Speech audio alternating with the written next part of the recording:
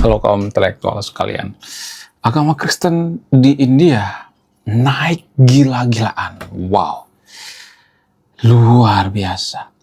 Bayangkan, tahun 70-an, umat Kristen di India itu bisa dikatakan jumlahnya masih 0, sekian persen. Tapi sekarang ini sampai 40%. Wow.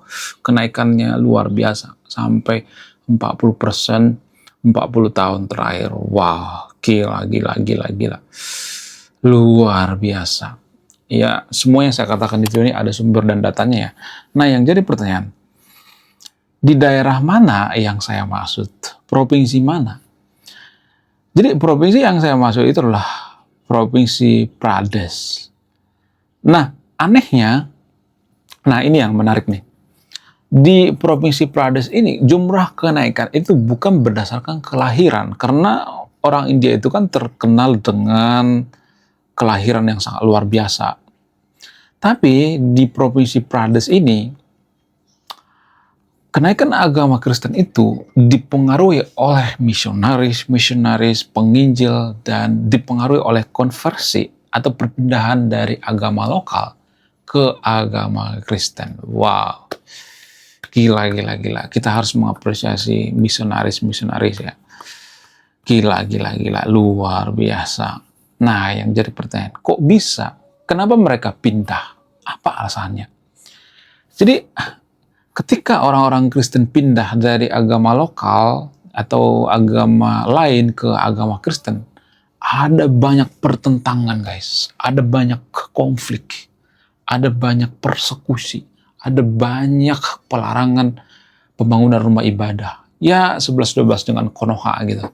Nah, yang jadi pertanyaan, bagaimana trik para penginjil atau misionaris melakukan penginjilan walaupun dipersekusi? Jadi di video ini saya akan bongkar sampai ke akar-akarnya. Ini dari sudut pandang edukasi. Saya tidak berpihak pada siapapun di sini.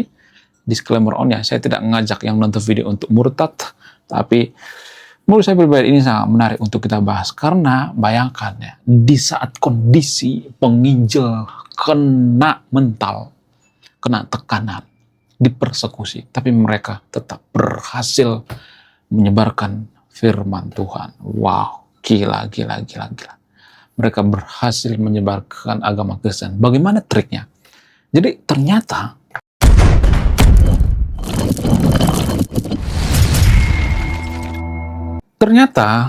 salah satu alasan yang paling masuk akal kenapa agama lokal ataupun agama lain pindah ke agama Kristen di sebuah provinsi Pradesh di India, kenapa ada kenaikan gila-gilaan, alasannya itu karena orang-orang India melihat akhlak atau kelakuan daripada orang-orang Kristen. Jadi yang disasar oleh penginjil yang ada di India itu adalah kasta Dalit. Kasta Dalit itu kan salah satu kasta yang, mohon maaf ya, ini dari sudut pandang edukasi ya, kasta yang paling rendah ya. Sementara ya, agama Kristen itu tidak mengenal yang namanya kasta. Nah, ketika masuk ke agama atau mayoritas yang beragama Hindu, maka banyak orang yang tertarik dengan agama Kristen. Wow, luar biasa. Nah, ketika banyak orang yang tertarik dengan agama Kristen, timbul iri, timbul dengki, timbul iri hati, sehingga terjadi persekusi, bubarin paksa, ya 11-11 dengan di Konoha gitu ya. Sehingga para penginjil di sana kesulitan, tapi walaupun mereka kesulitan, mereka rela mengorbankan nyawa mereka rela meninggalkan segalanya, meninggalkan keluarganya demi menyebarkan firman Tuhan. Wah, gila. Saya ngomong seperti ini pasti nanti saya dikata-katain misionaris C6. Saya bukan misionaris, guys. Di video sebelumnya banyak tuh yang kata-kataan saya misionaris. Misionaris C6 katanya. Ternyata misionaris itu ada C1, C2, C3, C6. Udah kayak perumahan aja ya. Blok C1, C2. Saya bukan misionaris, guys. Kalau ada yang menuduh saya misionaris, kasih datanya. Mana buktinya? Yang menuduh, yang memberikan bukti. Ya, banyak tuh yang ngata-ngatain saya, kamu tuh digaji perpuluhan sama pendeta. Enggak. Kenapa saya sering bahas agama Kristen? Karena ya berkali-kali saya mengatakan, Karena agama itu mempengaruhi kemajuan suatu bangsa. Jadi Eropa maju ini berdasarkan data guys ya. Menurut penelitian daripada Max Weber mengatakan kemajuan daripada Eropa itu dipengaruhi oleh semangat Protestanisme. Semangat Protestanisme itu tujuannya apa? Tujuannya untuk membangun suatu negara jujur, berintegritas, menganggap bahwa pekerjaan kita itu adalah ibadah kepada Tuhan. Sehingga Eropa maju. Jadi suka nggak suka, agama itu mempengaruhi kemajuan suatu bangsa. Karena apa? Karena banyak kebutuhan kita sehari-hari itu dipengaruhi oleh agama. Cara makan, cara minum, ya cara berpikir dipengaruhi oleh agama. Sehingga saya promosikan agama Kristen. Tapi disclaimer on, saya tidak nyuruh yang nonton video untuk pindah ke agama Kristen. Murtad, enggak. Kalau baik, kenapa kita nggak promosi ya kan? Nggak jadi masalah gitu ya. Saya tidak nyuruh yang nonton video untuk masuk ke agama Kristen ya.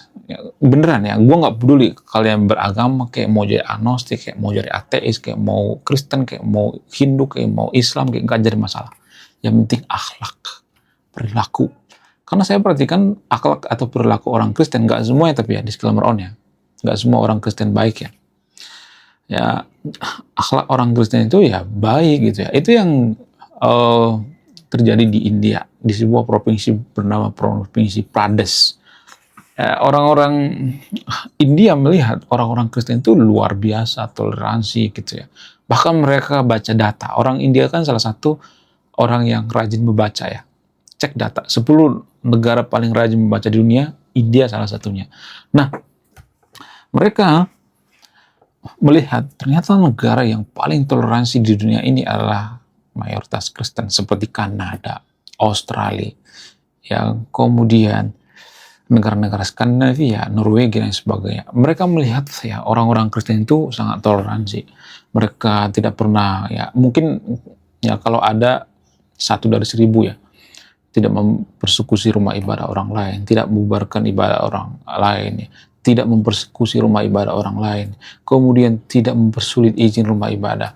Ya, nggak ada tuh ya Pak RT beragama Kristen masuk ke rumah ibadah lalu teriak-teriak bubar, izinnya mana, nggak seperti itu. Ya, sehingga orang India tertarik gitu ya. Kalau saya mengatakan, kok lu cuma promosiin agama Kristen, agama Buddha saya promosiin, agama Hindu Bali juga saya promosiin, cek di video saya sebelumnya ya. Ya, saya tidak mau mempromosikan agama yang sedikit-sedikit bubarin paksa ibadah rumah orang lain gitu ya, persekusi gitu. Jangan langsung ini dong ya, jangan langsung kejang-kejang gitu dong ya, jangan langsung kejang-kejang kelonjotan berjemaah gitu.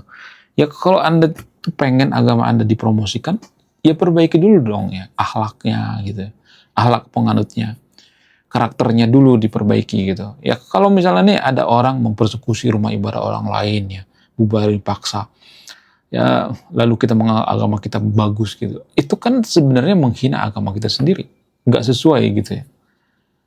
Jadi makanya saya katakan orang bodoh itu sama seperti orang jahat. Kejahatan itu adalah kebodohan. Kenapa saya mengatakan seperti itu? Karena orang bodoh itu tidak hanya merugikan dirinya sendiri, tapi merugikan diri orang lain. Contoh misalnya, ada orang bodoh di Konoha membubarkan ibadah orang lain misalnya. Yang dia rusak itu bukan cuma agamanya, tapi agama orang lain. Ya. Dia rusak agama lain, dia juga merusak agamanya sendiri. Ya, citra agamanya rusak. Orang akan melihat, ya kan, ini agamanya apa sih? Ya seperti itu, ya pada faktanya seperti itu. Ya. Mohon maaf ya, saya tidak berpihak pada siapapun di sini, disclaimer on ya. Ya, yang saya katakan ini fakta gitu ya. Jadi kalau mau bantah ya bantah pakai akhlak yang bagus dong ya. Bantah pakai perubahan gitu ya. Jangan sedikit-sedikit marah gitu ya. Sedikit-sedikit pengen membunuh orang lain. Itu akhlak dari mana? Akhlak dari Hongkong ya. Jadi ya orang-orang Kristen tidak pernah kalau ibadah misalnya mengganggu orang lain ya, teriak-teriak gitu ya. Ya memanggil nama Tuhan, teriak-teriak Tuhan ya, mau ibadah, nggak ada seperti itu ya. Bikin suara toa banyak banget di luar rumah ibadah, nggak seperti itu ya, nggak mengganggu gitu. Orang Kristen kalau ibadah itu ya mereka ibadah di kamar gitu ya, kemudian menutup kamar, berdoa dengan khusyuk gitu ya, berdoa dengan tulus gitu ya, nggak mengganggu orang lain, bodoh amat ya dengan orang lain, maksudnya nggak mengurusi agama lain gitu ya. ya berdoa di kamar, ya mendoakan musuhnya juga. Nggak semua orang Kristen seperti itu ya di Sklemeron ya. Tapi rata-rata seperti itu ya. Mereka beribadah itu sekali seminggu doang, itu pun indoor, pakai peredam gitu ya. Nggak mengganggu orang lain gitu. Nggak teriak-teriak gitu ya. Yang saat ibadah nggak teriak-teriak memanggil Tuhannya gitu sehingga orang lain terganggu gitu ya. Jadi orang-orang India berpikir kalau kita beribadah teriak-teriak memanggil nama Tuhan itu yang sampai mengganggu orang lain itu bertentangan dengan nilai kemanusiaan gitu. Sehingga kita kesel dengan agama yang sedikit-sedikit teriak gitu ya. Sehingga kuping jadi tuli gitu ya. Orang terganggu tidur ya, terganggu ibadah gitu. Terganggu semuanya, belajar terganggu, nelpon juga terganggu gitu. Jadi orang-orang India itu berpikir ya orang Kristen nggak seperti itu ya. Wah, luar biasa sehingga mereka menganut yang namanya agama Kristen. Naik gila-gilaan. Walaupun ya agama lokal yang ada di sana, ya jadi ternyata ada agama lokal di India guys. Ya beda dengan agama Hindu. Agama lokal ya seperti di Konoha gitu ya. Nah mereka masuk ke agama Kristen karena agama Kristen itu dianggap agama yang bikin negara maju gitu ya. Seperti di Eropa, walaupun ya nggak semuanya tapi ya. Dan orang India itu sadar bahwa dalam beragama itu nggak harus teriak-teriak gitu ya. Nggak harus mengganggu orang lain gitu ya. Jadi pengaruh dari misionaris sehingga agama Kristen itu berkembang pesat di India, di sebuah provinsi bernama Pradesh. Disclaimer ya, nggak semua India ya, tapi di sebuah provinsi bernama Pradesh. Jadi itu artinya kalau perkembangan agama Kristen di India semakin banyak, ya bisa aja India itu ya next time jadi mayoritas Kristen ya kan. Kita nggak tahu kan, who know ya kan. Menurut kalian gimana? Coba tulis komentar ya, tidak akan berpihak di video ini Anda yang menyimpulkan. Wah, gila, luar biasa. Akhirnya buku kedua dan ketiga gua rilis juga. Buku kedua gua ini judulnya Budi Tanpa Pekerti. Dari judulnya sudah menarik. Dan kisah daripada buku ini sangat-sangat dilematis sekali. Di mana karakter dalam buku ini bercerita, ada dua pilihan yang sangat sulit. Yang pertama, ketika seorang tokoh dalam buku ini tidak bawa-bawa agama saat kampanye, maka dia bisa dipastikan kalah. Tapi ketika bawa-bawa agama dalam kampanye, ketika dia bawa-bawa kalimat insya Allah, maka dia bisa dipastikan menang. Nah, yang jadi pertanyaan, kalau Anda di posisi karakter dalam buku ini, mana yang Anda pilih? Ini temanya sangat cocok dengan tema channel ini, bahas tentang agama. Kemudian tidak hanya ini juga menarik guys ya, Tanah Luka. Dari judulnya juga udah kelihatan ya, ini cerita penuh dengan luka. Dimana kisah dalam buku ini ada seorang kiai yang sangat-sangat dilematis. Dia bingung memilih antara menyelamatkan hutan atau menyelamatkan 1000 anak yatim. Jadi kalau Anda di posisi buku ini, mana yang Anda pilih? Nah, yang menarik dari kedua buku ini adalah menggunakan sudut pandang sastra Nobel. Kapan lagi ya kan baca buku yang setara dengan buku Nobel. Wow, luar biasa. Silahkan di check out sekarang juga. Kalau nggak di check out juga nggak apa-apa. Karena saya nulis buku itu bukan nyari duit sebenarnya. Ya, karena saya pengen berkontribusi terhadap kemajuan bangsa kita. Itu tujuan saya nulis buku ya. Jangan lupa, link pembeliannya ada di pin komentar video ini. Jadi endingnya apa ya? Saya penasaran ini. Saya jadi penasaran ini isinya apa. Beli juga beli. Link pembeliannya ada di pin komentar video ini.